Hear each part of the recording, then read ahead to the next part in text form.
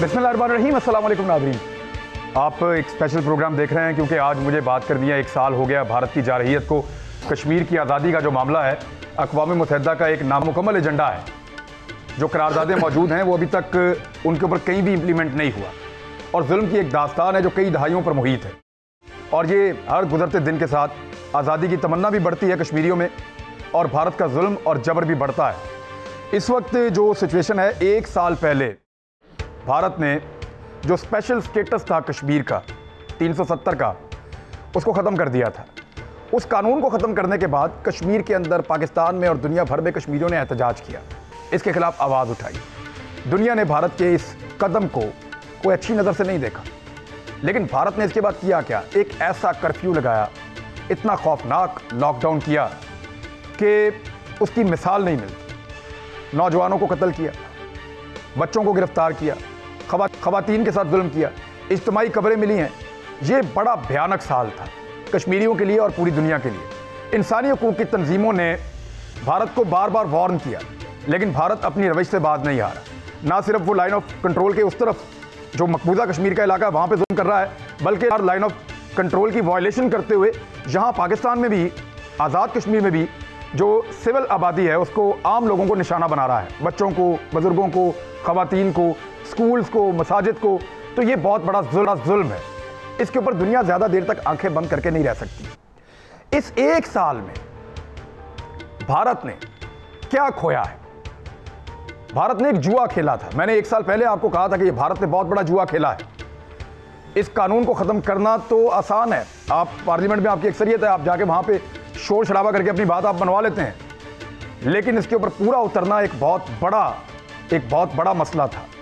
और भारत के साथ इस 1 साल में क्या कुछ हुआ, उसने कितने दोस्त खो दिए, आलमी सतह पे उसको किस तरह की तन्हाई मिली है, और पाकिस्तान ने क्या कुछ गेन किया, और पाकिस्तान को इससे ज़्यादा और क्या करना चाहिए था, या इससे ज़्यादा पाकिस्तान और क्या कर सकता था? क्या जो पाकिस्तान ने किया उतना ही ज़रूरी था? और तमाम ज़रूरी इक़दाम पाकिस्तान ने लिए हैं कश्मीरियों की आज़ादी के लिए, ये अपनी जगह पे मौजूद है। और दुनिया के मुल्क, ख़ास तौर पे मुसलमान मुल्क, वो कहाँ खड़े हुए इस 1 साल में? इन सारी चीज़ों पे हम तजिया करेंगे। मेरे साथ जो मेहमान मौजूद हैं, मैं तारुफ करूं ताकि हम प्रोग्राम का बाकायदा आगाज़ करें। हमारे यहाँ पे सबसे सीनियर हमारे उस्ताद गिरामी भी हैं, सहाफ़ी हैं और हमेशा हमें गाइड करते हैं। हमने इनसे बहुत कुछ सीखा। सलीम बुखारी साहब, सर बड़ी नवाजिश, बहुत शुक्रिया ज्वाइन करने के लिए। हमारे साथ पीजे मीर साहब मौजूद हैं, आप भी किसी तारुफ के मोहताज नहीं हैं, शानदार जर्नलिस्ट हैं और बड़े लंबे अरसे से अपना प्रोग्राम करते हैं, तजिया भी देते हैं, बहुत शुक्रिया सर। हमारे साथ 2 आर्मी के जर्नल्स, दोनों बहुत सीनियर और बड़ा ज़बरदस्त, दोनों का डिफेंस एनालिसिस होता है और पूरे खित्ते पे इनकी नज़र भी होती है। और ये वो सब्जेक्ट है जिसके ऊपर अक्सर हमें ये कहते हैं कि आप इसके ऊपर बात किया करें, ये नेशनल इंटरेस्ट के मामलात हैं और ये ज़रूरी हैं। आपसी लड़ाइयाँ तो चलती रहती हैं। जनरल रिटायर अनजद शोएब साहब और जनरल रिटायर गुलाम मुस्तफ़ा साहब दोनों हमारे साथ मौजूद हैं आज के प्रोग्राम में। मैं जनरल रिटायर गुलाम मुस्तफ़ा साहब से आगाज़ करता हूँ। जनरल साहब, सर इंडिया ने क्या खोया 1 साल में? क्विकली कोई समराइज कर दें इसको सर। जो मैं समझता हूँ कि भारत जिसने अपने आप को अभी कश्मीरियों का कैदी बना लिया है टोटली, ये भी बड़ा वाज़ेह है। और जिस तरह भी आप अपने इंट्रो में भी कह रहे थे, भारत ने जो इर्द गिर्द के खित्ते के जो ममालिक थे, जिनके बारे में कुछ शुबहात थे या जिनके जहनों में कुछ चीज़ें थी लेकिन वो बात करने से थोड़ा घबरा रहे थे, अब देखिए खुल के सामने आ गए हैं। सबसे ज़्यादा जो सरप्राइजिंग है वो एक तो ईरान का, जिस तरीके से ईरान ने रिएक्ट किया है और भारत को उस खित्ते से निकालने में काफ़ी हद तक ईरान का बड़ा रोल होगा। और दूसरा बांग्लादेश था, जिसके बारे में लोगों का ख्याल ये था कि बांग्लादेश एक तफैली रियासत बन चुकी हुई है, लेकिन 5 अगस्त के बाद बूदी साहब ने जब ये बोल्ड होकर आसाम में 17 लाख बंगाली खानदानों की शरीयत को ख़त्म कर दिया रातों रात, तो वो एक ऐसी खंजर था जो मशरकी पाकिस्तान जो हमारा पुराना था, वहाँ से ये लोग लेकर आए थे, इनको हमारे खिलाफ इस्तेमाल किया, इनको बांग्लादेश बनाने के लिए। उसी बांग्लादेश के सीने में ये खंजर था, अब वो कैसे इसको बर्दाश्त करें? तो बांग्लादेश भी इसके सामने आ गया है। तो इस खित्ते में जो भारत की जो एक था कि हम इस खित्ते के चौधरी तो हैं, लेकिन वो अभी ख़त्म हो गया। भारत के आम लोगों को एहसास हो गया कि ये जो कहा जा रहा था कि भारत एक बहुत बड़ी ताकत बन चुका हुआ है, दरअसल भारत इतनी बड़ी ताकत है नहीं है, क्योंकि भारत अंदर से बहुत कमज़ोर हो गया हुआ है। अब भारत के अंदर लोगों को इस चीज़ का एहसास हो गया है। ठीक है, भारत के टूटने के अमल को रोकने के लिए हमें कोशिश करनी है।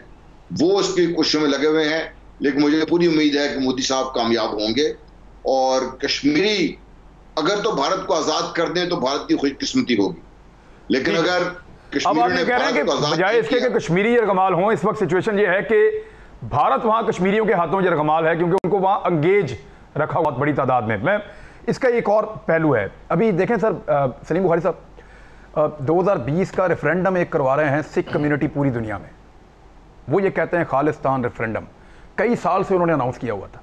वो अब अपने रास्ते पे चल रहे हैं, वो कहते हैं हम हमारी आज़ादी की तारीख है और मुल्क है उनकी आज़ादी की तारीख है। भारत ने जो नए दोस्त बनाए हैं वो उनकी टेरिटरी बहुत दूर है, यूरोप में, अमेरिका में, इवन कुछ 2 अरब मुल्कों से भी उनके अच्छे ताल्लुकात हैं, यूएई से और सऊदी अरबी से। लेकिन ये दूर के दोस्त बना के करीब के अच्छे दोस्तों को खो देना, ये कितनी बड़ी नाकामी है भारत के लिए, और ये सारा कुछ इसी वजह से हो रहा है जो हमें नजर आ रहा है। बहुत शुक्रिया आपका, आपने मौका दिया है और जनरल साहब ने जो गुफ्तगू की है बिल्कुल टू द पॉइंट है। मैं 2-3 बातें इस हवाले से करना चाहता हूँ। एक तो ये कि इसमें कोई शुबा नहीं है कि इस रीजन में हिंदुस्तान तनहा हो रहा है, लेकिन इसके साथ साथ उसके जो नए एलाइज़ हैं, ख़ासतौर से अमेरिका, सऊदी अरेबिया और यूएई, वो ये चाहते हैं कि इस खित्ते में हिंदुस्तान चौधरी रहे या चौधरी बने, बजाय इसके कि वो अपने सारे अंडे पाकिस्तान की बास्केट में डालते, उन्होंने जाके वो भारत की बास्केट में डाल दिए हैं। इसे आप मोदी की कामयाबी कह लें या मुसलमान दुनिया भर में जो है उनकी बदकिस्मती कह लें, जो भी नाम दे लें, लेकिन ये रोल इनका अच्छा नहीं है। ये वो नुकसान है जिसका आने वाले वक्त में हमें सही अंदाजा। ईरान और अफगानिस्तान से तो ठंडी हवा आ रही है। ये बिल्कुल आपने सही कहा कि अफगानिस्तान, ईरान और बांग्लादेश, तीनों जगह से हिंदुस्तान की चौधराहट का ख़त्म होना और उसकी पेनिट्रेशन जो है उसको बंद करना, ये मेरे ख्याल से सबसे बड़ी अचीवमेंट हम करार दे सकते हैं इस खित्ते में, ख़ास तौर से हिंदुस्तान के हवाले से। अच्छा, इंडियन जब इसके ऊपर तबसरा करते हैं तो मैं आपको रोक इसलिए रहा हूँ कि इंडियन जब तबसरा करते हैं वो कहते हैं जी ISI ने हमें ये किया है। ये नेपाल को भी ISI ने ख़राब किया, भूटान को भी उसने किया, बांग्लादेश को, अफगानिस्तान को और ईरान को, ये सारे गेम के पीछे ISI है। लेकिन और फेस है सामने चाइना का, चाइना इन्वेस्टमेंट कर रहा है, ISI का ब्रेन है। वो ये कहते हैं, वो ये मानने को तैयार नहीं कि मोदी कर रहा है उनके लिए ये सब कुछ। देखें, ये बिल्कुल ऐसे ही है कि हम उनसे तवक्को रखें कि वो राह की खराबियां निकालें। राह ने जो गंद पूरे इस रीजन में किया हुआ है उसकी ओनरशिप भी तो मोदी साहब लेते हैं ना, कि वो बहुत कमाल कर रहे हैं। जिस तरह अजीत डोवल ने एक सेल बना रखा है, डिस्ट्रॉय ग्वादर, $1 बिलियन उसकी फंडिंग है, तो वो इस पर अगर फख्र कर सकते हैं, वो समझते हैं बहुत बड़ा काम किया है, तो वो उनको मुबारक हो। लेकिन मैं 2 बातें ज़रूर करना चाहता हूँ, मुझे इजाज़त दीजिए उसकी। एक बात तो ये है कि इस खित्ते में से उनका सफाया होना एक खुशी की बात है, लेकिन इंटरनेशनल अरीना में हमने 2 मुसलमान ममालिक के नाम तो ले दिए, लेकिन मैं बिल्कुल ज़िम्मेदारी से ये कहता हूँ कि सबसे बड़ी बिट्रेयल जो कश्मीरी मुसलमानों की है वो हमारी पूरी जो मुस्लिम बिरादरी है, जिसको कभी हम उम्मा कहते थे, या वो OIC जो एक इम्पोर्टेंट ऑर्गेनाइजेशन है, उसको आप कोई रत्ती भर क्रेडिट नहीं दे सकते। आप देखिए 2 बड़े इशू मुसलमानों के हैं, एक फ़लस्तीनियंस का है, दूसरा कश्मीरीज़ का है। जो कुछ कश्मीर में अब हिंदुस्तान कर रहा है एज ए रियासती दहशत गर्दी, उसकी कोई मिसाल ना हिटलर से लेके और आज तक के ज़माने में आपको नहीं मिलेगी। मगर जो आलमी ज़मीर है, जो मुर्दा तो है ही, दिल तो इससे बड़ी गाली देने को चाहता है उसको। इसलिए कि इन्हीं कश्मीरियों के हवाले से 2 रेजोल्यूशंस यूनाइटेड नेशंस के अंदर पिछले करीब 70 साल से पड़ी हुई हैं, लेकिन किसी का ज़मीर नहीं जागता, किसी को वहाँ होने वाली ह्यूमन राइट्स वायलेशन दिखाई नहीं देती हैं। और तीसरा जो वर्ल्ड कम्युनिटी है, जो फर्स्ट वर्ल्ड अपने आप को कहलाते हैं, ये बरतानिया का भी अनफिनिश एजेंडा था, कहाँ है उसकी लीडरशिप, कहाँ उन्होंने अपनी जिम्मेदारी को डिलीवर किया है। और तीसरा जो पूरी दुनिया की जो कम्युनिटी है उसकी ये क्रिमिनल खामोशी जो है ये एनकरेज करेगी पूरी दुनिया में, वहाँ जहाँ भी रियासती जबर हो रहा है इसको एनकरेज करेगी। यू आर एब्सोल्युटली राइट, बिल्कुल ठीक। पीजे मीर साहब, सर चीन का रोल कितना, वो जाइंट है बहुत बड़ा यहाँ पे इस वक्त इस खित्ते में, रोड एंड बेल्ट वो बनाने जा रहा है, वो ऊपर सेंट्रल एशिया से जोड़ता है, लेकर आता है नेपाल तक, चाइना तक, फिर यहाँ से रास्ता निकालता है, दाखिल हो जाता है पाकिस्तान में, पाकिस्तान से ग्वादर तक जाता है, समुंदर साउथ चाइना सी में उसने तकरीबन पूरा कंट्रोल कर लिया है। हथियारों का उसका अब अमेरिकन एनालिसिस कर रहे हैं। पिछले दिनों international institute of strategic studies हैं लंदन में, वहाँ पे उन्होंने एनालिसिस किया तो उनको लगा चीन एक बहुत बड़ा खतरा है। जर्मनी के अंदर जो लोग पिछले दिनों कॉन्फ्रेंस हुई है यूरोपीय यूनियन की, तो यूरोपीय यूनियन के वज़ीर ख़ारजा खुद कह रहे थे कि चीन आने वाले वक्त में दुनिया को लीड करता हुआ नजर आ रहा है। एक ऐसा मुल्क भारत को दीवार के साथ लगा रहा है या उसको ठीक कर रहा है कि जनाब ये आप ज्यादतियां कर रहे थे इनको बंद कर दें, उनका इंटरेस्ट क्या है इसमें? यानी भारत को जहां जहां से भारत अलग हुआ है, चाहे ईरान से देख लें, बांग्लादेश से देख लें, नेपाल से देख लें, भूटान से देख लें, अफगानिस्तान से देख लें, हर जगह पे पीछे चीन खड़ा हुआ आपको नजर आएगा। चीन का क्या इंटरेस्ट है? देखिए, चीन अब बिल्कुल एक इंटरनेशनल थ्रेट बन गया है अमेरिका के लिए। आप पूछेंगे क्यों? अभी कल ह्यूस्टन में उनकी जो काउंसलेट है उन्होंने बंद की है। वुहान में कल वो भी बंद हो गई। अब ये और चाइना ने सर्वे करवाया, लोगों से पूछा कौन सी बंद करें। अब वो कहते हैं जी कि जो चाइना है ये सारा कवर अप है, ये हमारी इंटेलेक्चुअल जो इंफॉर्मेशन इंटेलिजेंस है ये वहाँ से इकट्ठी कर रहे हैं और हमें गिराने की कोशिश कर रहे हैं। ये अमेरिकन का एक व्यू पॉइंट है। चाइना जो है वो इसको डिनाई करता है, लेकिन जो अभी आपने ये वन बेल्ट वन रोड की बात कर रहे हैं, ये जब कंप्लीट होती है फिर आप एक वर्ल्ड डायसेक्शन देखते हैं, आप एक्सेस ऑफ पावर चेंज होना देखते हैं। क्यों? क्योंकि अभी तो आप डिपेंड कर रहे हैं किस पे? वर्ल्ड का एक ऑफिशियल डिनोमिनेशन क्या है? डॉलर है। ठीक है, डॉलर को ख़त्म करके उनको डर है कि येन ना आगे आ जाए। अब ये सबसे बड़ा इस वक्त अलमिया है अमेरिकन को। देखें, अमेरिकन इकॉनमी बिल्कुल down and down the drain. उसके पास नोट है, गुड्स सारे चाइना के पास है। अब वो चाइना को मार सकता है कि जब वो डॉलर को बिल्कुल आउट कर दे तो चाइना गई। चाइना के पास तो कागज़ का काम है ना, वो तो गई। सो बेसिकली राइट नाउ ये टग ऑफ वॉर जो चल रही है, एक तो आप कह लो कि अमेरिकन का ये जो इलेक्शन आगे आ रहा है, डोनाल्ड ट्रंप इस पर भी खेल रहा है, और साथ साथ चाइना जो है वो खौफ के ऊपर अपना इलेक्शन खेलता है, वो खौफ पे अपना इलेक्शन खेल रहा है। बड़ी आपने बात की है, लेकिन द क्वेश्चन अराइजेज कि अब बड़ी इंटरेस्टिंग जो चीज़ है, बाइडन ने भी उसको थोड़ा सा बैक किया है। अब जो बाइडन अगर तो ये नूरा कुश्ती है, अगर ये नूरा कुश्ती है चीन और अमेरिका के बीच में, तो इंडिया तो सबसे बड़ा लूजर है। देखिए जी, जो वो उसको रियलिटी में समझ के उसका हिस्सा बन गया। इंडिया हमारे लिए लूजर है। हम कहते हैं इंडिया इधर आइसोलेट हो गया। India is not isolated, India is very powerful. क्यों? क्योंकि उसके इंटरेस्ट बहुत ज्यादा हैं इन कंपैरिजन टू आवर्स। हमारा PR इज 0-0, इंडिया का PR इज 100% ओवर। उनका लॉबियस्ट अंदर बैठा हुआ है, उसका हर किस्म का आप कह लो जो पॉलिटिकल स्ट्रेटेजिस्ट है वो उधर सेनेट में बैठा हुआ है, कांग्रेस में, मल्टीनेशनल कंपनीज में उनके लोग बैठे हैं हर जगह। आप बिल्कुल क्या आपने बात की, सारा ब्लू चिप कंपनी का जो CEO है वो इंडियन बेस्ड है। आज आपका chancellor of the exchequer England में सुनक, वो आपका इंडियन है। आपका होम सेक्रेटरी वहाँ का इंडियन लेकिन जो इंडिया की इंटरनल सूरत हाल है वो उस डाउनफॉल का इशारा दे रही है जिसकी तरफ रियासतें चली जाती हैं। NGOs दे रही हैं, गवर्नमेंट ऑफिशियली नहीं दे रही। आपने बड़ी अच्छी पॉइंट किया है, ये जो हमारी इंटरनेशनल NGOs है, हाँ जी इंडिया को ना एंटरटेन करो, इनको ना officially government of United States और any government, even the European Union, they are as they are owning Israel. Absolutely. And this is the international game. मैं हमेशा कहता हूं कि भाई आप ऑफिशियल एक स्टेट, आप मुझे बता दें। लेकिन चीन का आप देखें वो चीज़ फिर वहीं रह गई है, उसके ऊपर हम अगली ब्रेक में डिस्कस करते हैं कि चीन ने भारत को यहाँ पे जिस हद तक भी तनहा किया है, सारी तो पीछे चीन की है। हालांकि भारत इशारा ISI की तरफ करता है। इंडियन तजियाकार बार बार ये कहते हैं कि हमें तनहा किया जा रहा है, वो खुद ये मानना शुरू हो गए हैं। हमने अपने बेहतरीन दोस्त खोए हैं, बांग्लादेश की सूरत में, नेपाल की सूरत में, यहाँ अफगानिस्तान और ईरान की सूरत में, तो बहुत थोड़ा लूज किया, लेकिन लूज करने का एक सिलसिला शुरू हुआ है। अमेरिका चाहे कुछ और सोच रहा हो, खित्ते में चीन क्यों अलग करना चाहेगा इंडिया को? क्योंकि अब इंडिया के अंदर ही इतनी डिसेंशन शुरू होगी। एक जनरल हैं जिनको मैंने ऐसी प्रोग्राम में कहा था कि जिसने इनको जनरल बनाया बहुत ही बेवकूफ़ आदमी था, जनरल बख्शी। आज वही बोल रहा है कि हमारी इंडियन फोर्सेस 0-0 हैं क्योंकि मार पड़ी है हमें उधर से। पाकिस्तान ने भी आपको मारा, आपको चाइना भी 62 में उधर मारा, और उनको 2 फ्रंट्स पे वॉर, 2 फ्रंट्स पे। अब क्वेश्चन आता है कि अब आप देख लें, आज एज वी स्पीक लद्दाख के अंदर और उस एरियाज के अंदर ये बिल्डिंग प्रोसेस शुरू हो गया, इंडिया की तरफ से भी चाइना की तरफ से भी। You will expect future confrontations on that front in due course. Roof of the world. You will see it. But the question arises, China ने अपना सर्वाइवल करना है। चाइना ने look at its diplomacy. आप बात करते हैं ना चाइना क्या कर रहा है। रशिया 7-8 साल जंग लड़ता रहा वह अफगानिस्तान, चाइना ने एक 9mm की बुलेट नहीं चलाई गवादर पे बैठ के आके।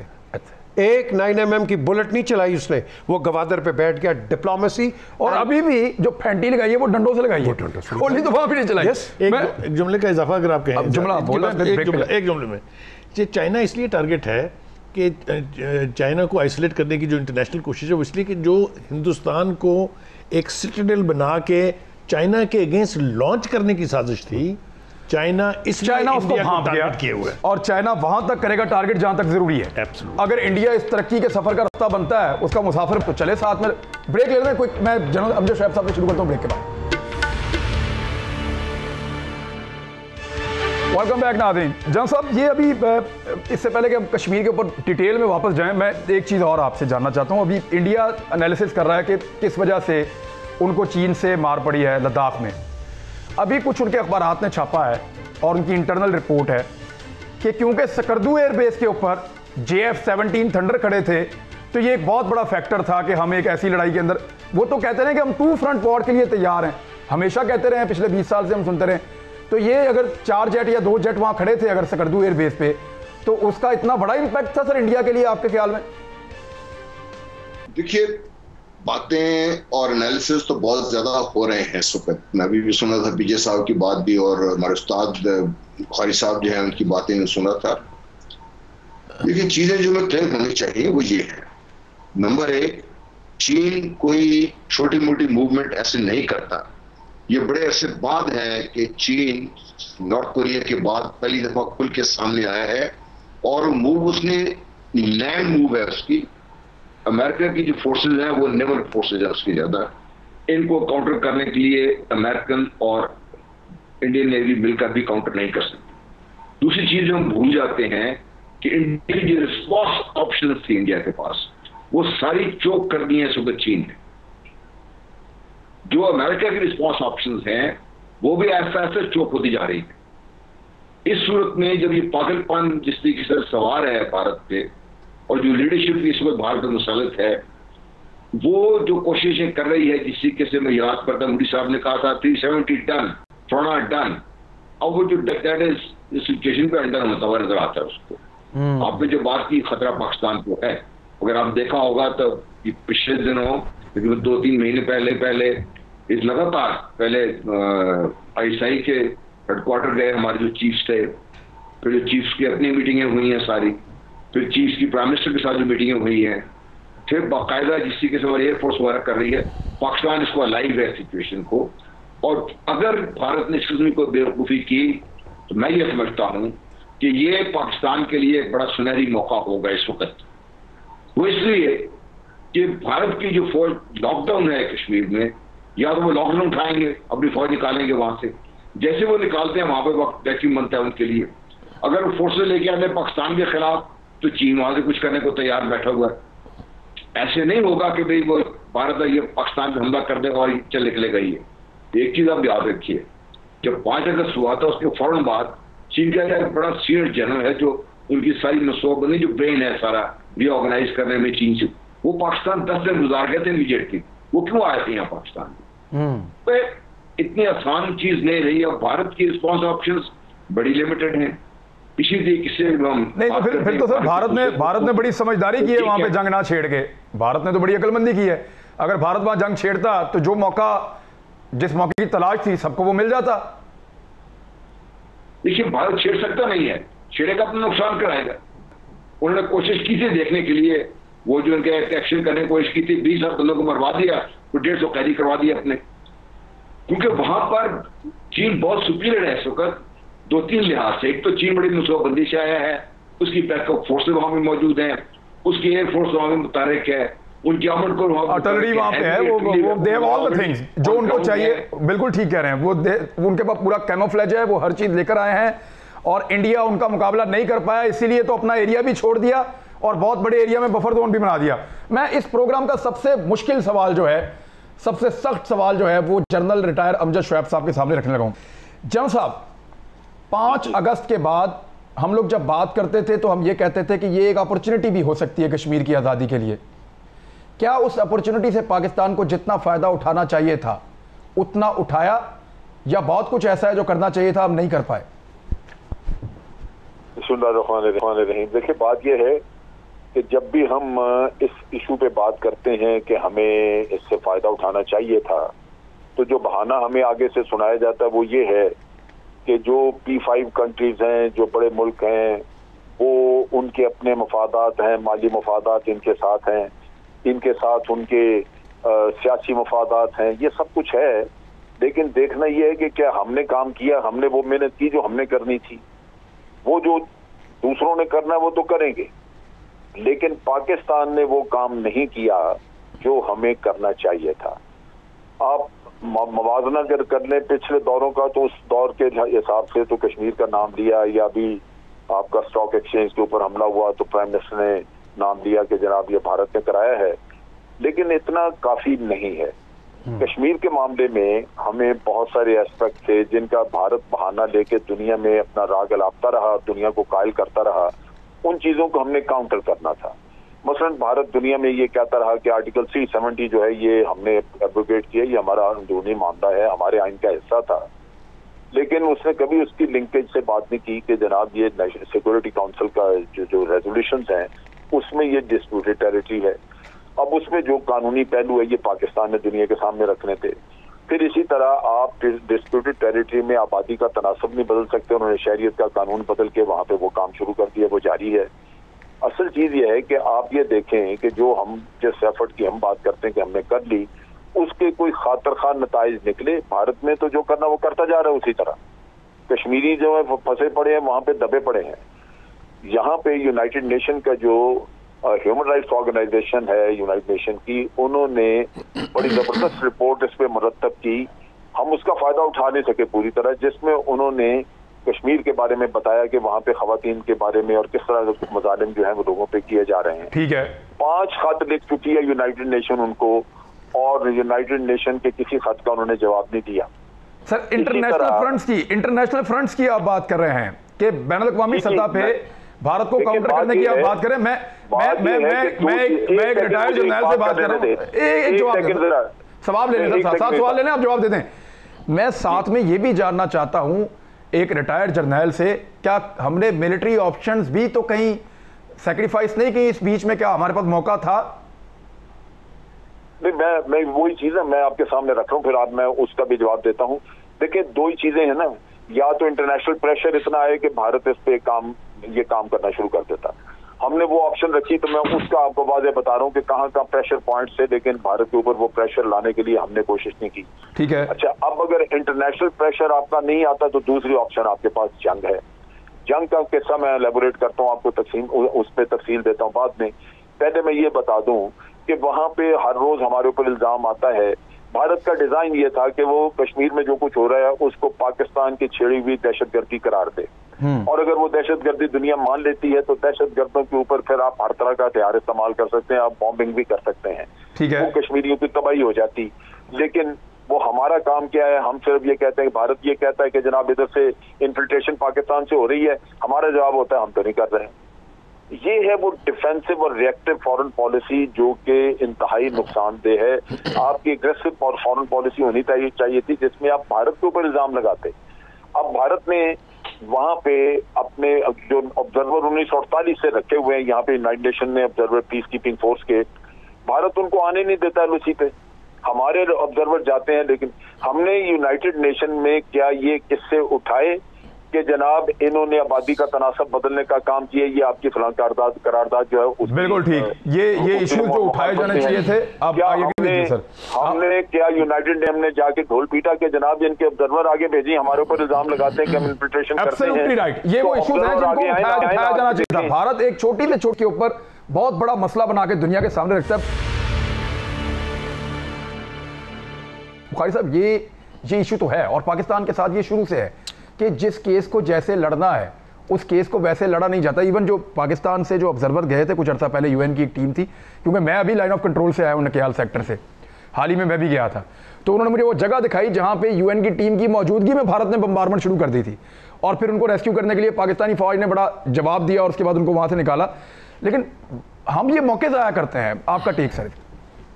पहली बात तो है कि जनरल साहब की थोड़ी सी एक तस्दीक करनी है एक हवाले से कि इंडिया ने यूनाइटेड नेशन का ऑब्जर्वर्स का ऑफिस जो है वो बंद कर दिया हुआ है 3-4 साल पहले से, और निकाल दिया हुआ है उन सबको, और इसके बावजूद भी यूनाइटेड नेशन की तरफ से इसके ऊपर कोई एक्शन नहीं हुआ। एक दूसरी बात यह है कि हमने मार खाई है हिंदुस्तान से इंटरनेशनल डिप्लोमेसी में। जो ऑफेंसिव हमने लॉन्च करना था, पर्टिकुलरली आफ्टर जब ये आर्टिकल 370 रिवोक हुआ, हमारे यहाँ कश्मीर कमेटी किधर है जी? वो पहलों ने तो इसलिए नहीं किया कि नवाज शरीफ साहब मोदी के यार थे जनाब, तो आप किसके यार हैं? आप मुझे बताइए, आप लेके आए वहाँ पर उस सैयद फ़खर इमाम साहब को, कितनी मीटिंग्स की उन्होंने, कितनी दफ़ा वो बाहर गए, किस कैपिटल के ऊपर उन्होंने डॉसियर्स दे के अपनी फॉरेन ऑफिस की टीम को भेजा कि जनाब जाए वहाँ जाके लोगों को बताएं कि क्या हो रहा है। जब हम इतने आराम से बैठ जाएंगे इंडिया को कि वो वहाँ जो मर्जी करे, तो हम अपने हक से दस्तबरदार हो रहे हैं और कोई जिम्मेदारी लेने के लिए तैयार नहीं, पहली बात। दूसरी बात यह कि चाइना की फॉरेन मिनिस्ट्री का ये बयान है इस सूरत हाल से जो वहाँ आज लद्दाख में है, कि वहाँ उन्होंने हिंदुस्तान से कहा है कि कश्मीर को जिस तरीके से आपने लॉकडाउन में रखा हुआ है पिछले 1 साल से, उसको आप सॉर्ट आउट कीजिए इससे पहले कि आपके साथ कोई नतीजा खेज गुफ्तगू हो। हमारे यहाँ इस बयान को इंडोर्स तक नहीं किया फॉरेन ऑफिस ने। आप मुझे बताइए ये किसका कसूर है? हम बाय डिफॉल्ट जा रहे हैं, हमारा केस कश्मीरियों का, आप जाके इसको नालायकी कहेंगे सर? इसको नाहली और नालाकी का कॉम्बिनेशन है। आप ऑल पार्टीज हुर्रियत कॉन्फ्रेंस के लीडर से अब पाकिस्तान के बारे में जज्बात पूछिए, आपको पता चल जाएगा कि क्या हो रहा है। This is unfortunate. और ये हम कश्मीर का केस आराम से हार रहे हैं, सिर्फ वजह यह है कि हम रिस्पॉन्ड नहीं कर रहे सिचुएशन को जिसकी वो मुतकाजी है। और ये मौका है, ये ऐसा मौका मैं आपको बता रहा हूं कि हल्का सा प्रेशर बर्दाश्त नहीं कर सकता इंडिया कश्मीर की लाइन ऑफ कंट्रोल पर। अब इसलिए कि उसके सर पर चाइना सवार जो चीजें हमारी इतला के मुताबिक, देखें एक सेकंड जरा मुझे एक मिनट दीजिए। जी जन साहब। देखिए बात यह है कि जब आपने जंग लड़नी है तो तब भी आपको इंटरनेशनल माहौल उसके लिए पैदा करना पड़ता है डिप्लोमेटिकली। बिल्कुल ठीक। जहां दुनिया को ये बावर कराना पड़ता है कि हमारे पास तमाम हमने कोशिशें करके देखी, अब जंग के अलावा हमारे पास चारा कोई नहीं था। जंग नागुज़ीर क्यों है? ये तो हम ही ने करना है ना, किसी ने तो नहीं आगे करना हमारे लिए। नहीं, मैं वही कह रहा हूँ बुखारी साहब, मैं वही बात कह रहा हूँ कि वो माहौल जो हमने पैदा करना था वो हमारी कोशिश के नतीजे में होना था कि जनाब हमने तो दुनिया को सेंसिटाइज करने के लिए बड़ी टकरें मारी। जब आपने टकरें मारी ही नहीं तो दुनिया तो आपको ये बात कहेगी ना कि जनाब आपने डिप्लोमेटिकली वो काम नहीं किया। आपने दुनिया में ढोल नहीं पीटा कि जनाब ये बड़ा बर्बादी हो रही है, जुल्म हो रहा है और भारत ये वायलेशन कर रहा है। जब ये जितना पाकिस्तान की हुकूमत ने पाकिस्तान की अपोजिशन को ठोका है, उससे आधा अगर इंडिया को ठोका होता तो पूरी दुनिया को पता चल जाता। हमें तो फुर्सत नहीं थी अभिनंदन को छोड़ने में, कुलभूषण का केस लड़ने में। हमने कश्मीर का केस क्या लड़ा? मेरे ख्याल में जितना पाकिस्तान में अपोजिशन के साथ हुकूमत लड़ी है उससे आधा अगर इंडिया के साथ लड़ती तो। इमरान देखिए मेरी बात सुनिए सर, आपने अफगानिस्तान पे एक फोकल पर्सन मुकर्रर किया हुआ है, कश्मीर पे क्यों नहीं एक डिप्लोमेट को फोकल पर्सन मुकर्रर करते? क्यों नहीं उसके नीचे लोग लगाते कि जनाब वो जाके तो दुनिया में वो हर तरफ वो अपनी डिप्लोमेसी करता फिरे? आपने फोकल पर्सन अफगानिस्तान के लिए लगाया जब वो बिल्कुल मामला खत्म होने पे आया हुआ है। मुझे सर एक चीज जरा पीजे मीर साहब से भी इसके ऊपर मौक़िफ़ लेना है। पीजे मीर साहब, हम मिलिट्री ऑप्शंस की तरफ जो है वो फौरन चले जाते हैं, हमें ऐसा लगता है कि मिलिट्री ही एक ऑप्शन है, लेकिन आप अगर सिखों को देखें तो उनका मॉडल बड़ा सक्सेसफुल जा रहा है, वो बड़े तरीके से चले हैं और ऐसा लगता है कि अभी नहीं तो 20 साल के बाद, वो नहीं तो 10 साल 20 साल और आगे चले जाएं तो कभी ना कभी वो अपना टारगेट अचीव कर लेंगे। चीन जब अपना टारगेट अचीव करता है वो भी लड़े बगैर करता है, इस मरतबा उसने किया। चीन ने 2-3 चीजें सर मनवा ली, मैं उन पे आपका एनालिसिस चाहता हूं। एक तो चीन ने कहा कि हमारे जो इस खित्ते के अंदर मफादात हैं बेल्ट एंड रोड के, उसके रास्ते में इंडिया नहीं आएगा तो जंगबंदी करते हैं, नंबर 1। नंबर 2, उन्होंने कहा कि जो इलाका हमारे और आपके बीच में डिस्प्यूटेड है वहां पे आप उसकी डेमोग्राफी को तब्दील नहीं करेंगे, आप यहां पे हिंदुओं की तादाद को ज्यादा और लोकल की तादाद को कम नहीं करेंगे। ये 2 चीजें। और तीसरा उन्होंने कहा कि जी ये जो हमारे पास ये बेल्ट है यहां पे आप तामीरात नहीं करेंगे। तो इंडिया ने ये 3 चीजें तस्लीम की हैं, चीन ने इनसे मनवाई हैं, इसके इंपैक्ट क्या होगा? हमारे पास एक स्ट्रेटेजिक कॉरिडोर है। द क्वेश्चन अराइजेस कि आपने जो हम इंडिया सेंट्रिक बातें करते हैं, हमने इसको किस तरह न्यूट्रलाइज करना है। अभी जिस तरह जनरल गुलाम मुस्तफ़ा बात कर रहे हैं, सबसे बड़ी चीज़ ये है कि आपका इंटरनेशनल डिप्लोमेसी कश्मीर पे ख़त्म हो गई हुई है। आपके पास Kashmir centre Brussels, Kashmir centre London, Kashmir centre Washington बंद कर दिए। आपने प्रोग्राम किया इसके ऊपर? बिल्कुल प्रोग्राम अनऑफिशियल ये एम्बेसीज थी हमारी, और हम ये वहाँ से कम से come the highest number was 42 members of parliament हम लेके आए अंदर और कश्मीर पर डिबेट हुई। ये ऑन एन एवरीडे बेसिस था। मैस ग्रेव्स डिस्कवर हुई, एक्सपोजर किया। अब लोगों के स्लोली ट्रेंड चेंज हो रहे थे। हिंदुस्तान की डिप्लोमेसी देखें, आप ये कह रहे हैं कि गवर्नमेंट के क्लेम्स में और गवर्नमेंट के एक्शंस में बहुत फर्क है। देखिए ना, जब ये एनेक्स कर जाते हैं इंडिया, हम जाग जाते हैं। ओ हम तब भी ये हो जागे। गया। ये लॉकडाउन नहीं है, ये मिलिट्री सीज है। ये इंडिया के अंदर, ये जो कश्मीर में है, it is a military siege. और ये जो हम इंडियन ऑक्यूपाइड करते हैं, हमें यूज करना है Indian illegally occupied Jammu and Kashmir. This is the word right which we need to be talking. आखिरी एक सिर्फ छोटी सी चीज मैं जरा मैं सर आपसे जनरल गुलाम मुस्तफा साहब, मैं जनरल एक बात मैं ये कर लूं, एक second sir. Hello Imran sir ji, देखिए बात ये है कि पाकिस्तान के पास बड़े मौके थे आपको इंडिया को गंदा करना चाहिए। हमारी क्रेडिबिलिटी दुनिया में बर्बाद हुई जब दुनिया ने हमें तस्लीम कर दिया कि इंडिया में टेररिज्म हम कराते हैं। हम बर्बाद हो गए टेररिज्म के हाथों। अब चीज ये है कि पाकिस्तान की क्रेडिबिलिटी इंप्रूव करने की जरूरत थी। पाकिस्तान की बात दुनिया तब सुनती जब दुनिया को यकीन होता कि भारत झूठ बोलता है, उसके झूठ आपने खोलने थे। कलभूषण जब आपके पास आया, आप हर दूसरे दिन सफाई पेश कर रहे होते हैं, जाके FATF में कानून बना रहे हैं उस जुर्म की जो आपने किया नहीं है, आपके खिलाफ एक सबूत नहीं। और कलभूषण ने हर जगह तस्लीम किया कि मैंने इतने $1000 फरां को दिए, इतने कराची में दिए। आप क्यों नहीं FATF में जाते उसके खिलाफ? आप क्यों नहीं उसकी क्रेडिबिलिटी दुनिया में खराब करते? हर चीज पे उसको पकड़ना चाहिए ताकि दुनिया में उसका ठीक है। जनरल गुलाम मुस्तफा साहब क्लोजिंग रिमार्क्स दे दें आप प्लीज। बस ये हम प्रोग्राम खत्म कर रहे हैं सर, कंक्लूड कर सिचुएशन को। देखिए, ये मुकदमा इसके वकील पाकिस्तान है और इस सारी जब बातचीत है तो इस चीज में कोई शक नहीं है कि सारे इसमें पाकिस्तान कमजोर तरीन फरीक है और सबसे कमजोर वकील पाकिस्तान साबित हुआ है। हम इंटरनेशनल को तैयार करें, क्या आपने अपनी कौम को तैयार किया है इसके लिए? क्योंकि जब जंग कोई होती है तो जंग कौम लड़ती है, जंग सिर्फ फौज नहीं लड़ती। सही। हमने कौम को तैयार किया है कि हम ज़हनी तौर पर अपने आप को उस अग्रेसिव मामले में लेके आ सके हैं जहां पे दुनिया को ये पता चले कि ये पाकिस्तान का कोर इंटरेस्ट डैमेज हुआ है और इसको पाकिस्तान रिस्क्यू करने के लिए उस हद तक जाएगा जहां तक पाकिस्तान को जाना चाहिए। जिस दिन दुनिया को ये यकीन होगा उस दिन दुनिया की बातचीत सुनना शुरू करेगी। बिल्कुल ठीक है। आप 2000 बंदे कीजिए, डेलीगेशन भेजिए, काम नहीं होगा आपका। दिस इज का पाकिस्तान को अपने पांव पे खड़ा हुआ, मजबूती के साथ अपना मौक़िफ़ उस पर डटा हुआ और उस हद तक जाने को तैयार लोगों को नजर आएगा जो पाकिस्तान को जाना चाहिए। तब दुनिया सर मेरा इस पे एक पॉइंट ऑफ व्यू मेरा भी है छोटा, वो गोशगुजार कर देता हूं कि कमजोर की बात कोई भी नहीं सुनता। हमें इतना ताकतवर होना चाहिए था। हम अपनी मर्जी से कमजोर हुए हैं, अपनी मर्जी से कमजोर हुए हैं। हमें इतना ताकतवर होना चाहिए था। चीन ने किसी से इजाजत नहीं मांगी, ना उसने कोई बहाना किया, ना उसने कोई प्रोपेगेंडा किया। वो आया, उसने अपना एरिया लिया, जूते मारे, ठुड्डे मारे, डंडे मारे, बंदों की लाशें भिजवाई और कहा जी ये मांग रहा हूं, दे दो फौरन। उन्होंने दिया और जान छुड़ाई। लेकिन इमरान बात ये है, we have to have the right expert for the Kashmir cause. It is हमारे फ्रंट ज्यादा है ना। हमारे आप उसको मिनिस्टर बना देते हो। Afridi, look at this who is handling Kashmir. Sir उससे पहले कौन कर रहा था वैसे? ये भी पहले भी कौन सही कह रहे लगातार देख लें, आप हमने इसको मजाक बना के रखा। तो अब तक के लिए इतना ही नाज़रीन, इस उम्मीद के साथ कि हम लोग जागेंगे और जागेंगे, बाकियों को भी जगाएंगे और इतनी ज़ोर से जगाएंगे कि कश्मीरियों की आज़ादी की आवाज़ जो है वो पूरी दुनिया को सुनाई दे। इंशाअल्लाह कश्मीर बनेगा पाकिस्तान। अल्लाह हाफ़िज़।